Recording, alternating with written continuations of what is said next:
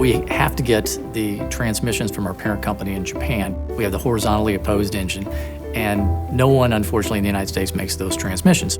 In between all these engine parts are styrofoam pieces and plastic and cardboards because you want that engine part to stay very steady. An associate in our engine assembly area suggested that we take the styrofoam and the packing material and send it back to Japan for reuse. Sounds pretty logical, but our engineers were saying, well, you can't ship styrofoam back to Japan. That's like shipping air. So we studied it, and we sent someone to Japan, and they studied it. How would you like it to come back to you? How many trips do you think it can make before we have to recycle it and get some new pieces? And so we put a little label on the piece of styrofoam, and every time we send it back, we put a little tick mark on it. We had the 5 trips, and then we looked at the styrofoam, and we're saying, this is still good styrofoam. And they determined that after basically 4 trips back to Japan, it became cost efficient.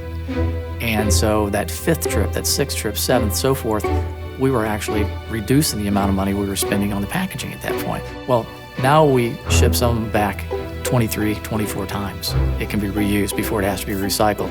And that one idea alone saved us over $1 million in a single year.